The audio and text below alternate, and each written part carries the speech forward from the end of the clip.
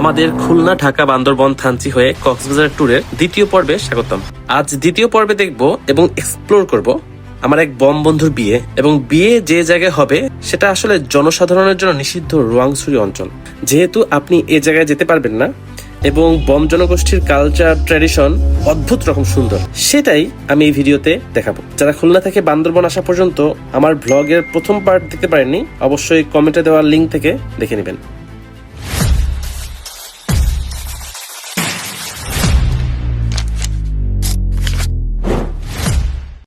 আমরা এসেছি বান্দরবন জেলার রোয়াংছড়ি উপজেলায় আমার বন্ধু টিটু বমের বিয়েতে। সম্প্রতি এই এলাকায় কিছু সমস্যা হওয়ার কারণে সবাই আসতে পারে না, অর্থাৎ জনসাধারণের প্রবেশ নিষিদ্ধ। আমি বিশেষ পারমিশন নিয়েই এসেছি, যদিও আমার কাছে মনে হয় নাই এলাকাটা অনেক বেশি ঝুঁকিপূর্ণ, বরং তাদের আদর আপ্যায়ন এবং এলাকার সৌন্দর্য আমার ট্যুরের এই পার্টটাকে আরো বেশি ইন্টারেস্টিং করে দিয়েছে। প্রথমেই খাওয়া দাওয়ার পালা। যেহেতু বিয়ে বাড়ি আর শত শত লোকের আনাগোনা, বিয়ে বাড়িতে যত লোক আসছে সবার জন্য একটানা এতদিন খাওয়া দাওয়ার আয়োজন করা হয়েছে। তাই সৌভাগ্যক্রমে লোকাল ট্র্যাডিশনাল খাবারের একটা স্বাদ পেয়ে গেলাম। সবজি আর নাপ্তির সমন্বয়ে যে তরকারি, বাঙালি স্বাদের সাথে তেমন একটা মিল না থাকলেও তাদের আপ্যায়ন আমাকে খুবই মুগ্ধ করে। আগামীকাল বিয়ে আর পরশুদিন রিসেপশন, তারই প্রস্তুতি চলছে বেশ জোরসোরে। কিছুটা বাঙালি আদলে আর তাদের ট্র্যাডিশনের সমন্বয়ে বেশ বড়সড় একটা আয়োজন হচ্ছে। একটা কথা না বললেই নয়, বম সম্প্রদায়ের ঘরে ঘরে মিউজিশিয়ান, সবাই গান গাইতে পারে, সবাই কিছু না কিছু বাজাতে পারে। তাই অনুষ্ঠানের বড় একটা অংশই থাকবে মিউজিক নিয়ে।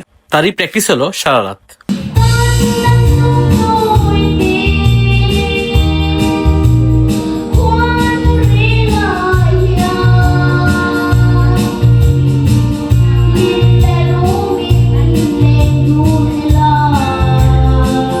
আজকে টিটুর বিয়ে, তাই সকাল সকাল ঘুম থেকে উঠে একটু বাইরে আশেপাশে এক্সপ্লোর করতে বের হলাম।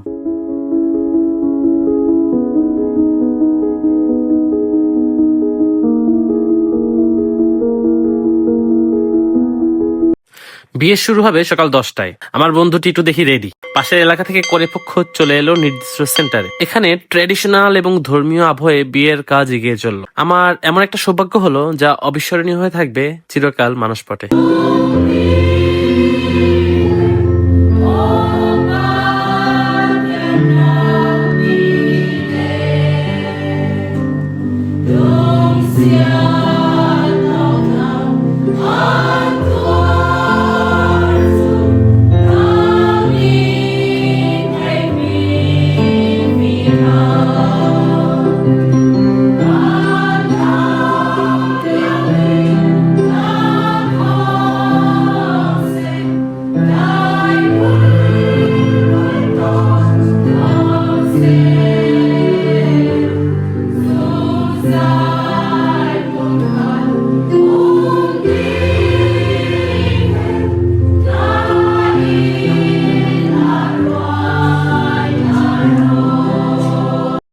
মজার ব্যাপার হচ্ছে, বিয়ে শেষ হয়ে গেলে কনে তার নিজের বাড়িতে চলে গেল আর বর চলে আসলো নিজের বাড়িতে।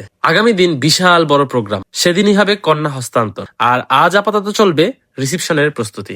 বমপাড়ার এমন কেউ নেই যে সাহায্য করছে না। বড় একটা মহিষ কাটা হচ্ছে আগামীকালের জন্য। এমনকি এই প্রোগ্রামে সবার অংশগ্রহণ এই প্রোগ্রামটাকে আরো বেশি সৌন্দর্য প্রদান করছে। সবাই এসে গান গাইছে, প্র্যাকটিস করছে। আমিও নিজেকে আটকাতে পারলাম না। গানের তালে তালে পাহাড়ের মধ্যে সব নেটওয়ার্ক থেকে দূরে হারিয়ে গেলাম।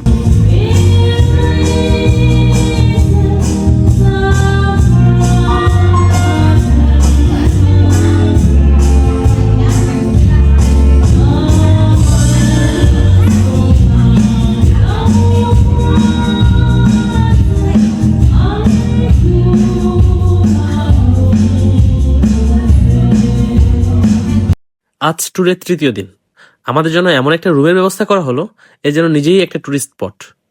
সাজেক, মিরিঞ্জা ভ্যালি, কত জায়গায় কতবার গিয়েছি, কিন্তু এমন শান্তি আমি না কোথাও পাইনি। এই যে গ্রামের অন্যতম যে সুন্দর বাড়ি, এখানে আমাদের থাকার জন্য ব্যবস্থা করে দিয়েছে।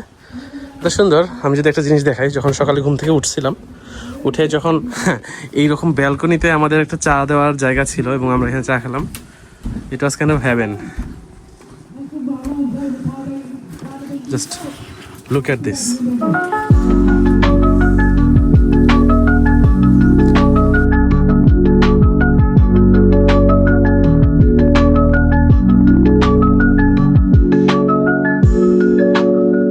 আজ অনেক বড় প্রোগ্রাম, অনেক দূর দূরান্ত থেকে, পাড়া থেকে লোক আসছে, সাথে আর্মিদের উপস্থিতি সবখানে। বাংলাদেশের প্রত্যন্ত অঞ্চলে বাংলাদেশ আর্মি নিরাপত্তা প্রদান করে যাচ্ছে। এগিয়ে চলল প্রোগ্রাম। সবার স্বতঃস্ফূর্ত অংশগ্রহণে পাহাড়ের মধ্যে যেন একটা স্বর্গ, যেখানে গেলে ফিরে আসতে মন চায় না। তাদের ট্র্যাডিশন এমন এক নতুনত্ব নিয়ে আসছে জীবনে, মনে হয় এমন নতুনত্ব সারা জীবনে যদি থাকতো।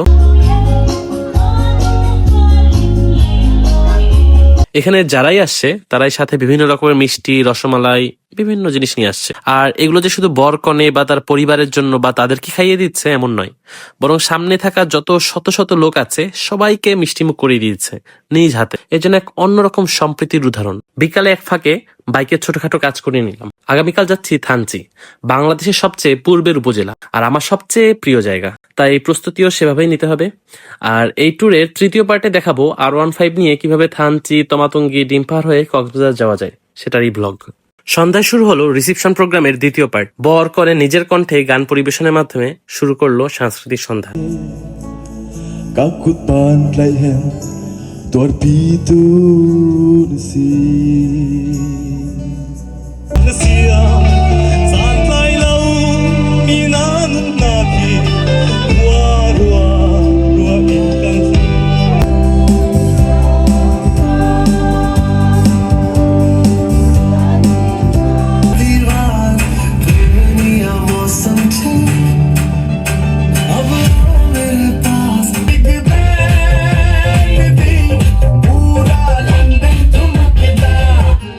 lúc đó nghe nghe mày ô năm thành xuống gian qua phá đi nó thở lệ khi lấy là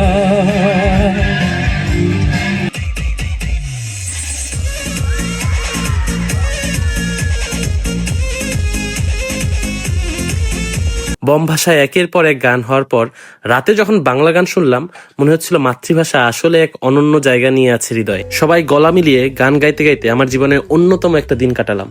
এই দিনগুলো ফিরে আসুক বারবার। তুমি কি পক্ষী চেনো চেনো না ও ম্যান তুমি কি পক্ষী চেনো চেনো না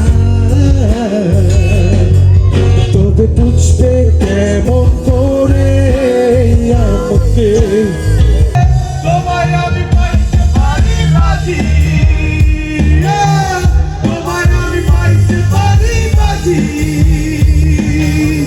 তোমায় আমি পাইতে পারি বাজি ও মনোরে তোমায় আমি পাইতে পারি বাজি সবাই একটু গাই বদলে গেছি আমি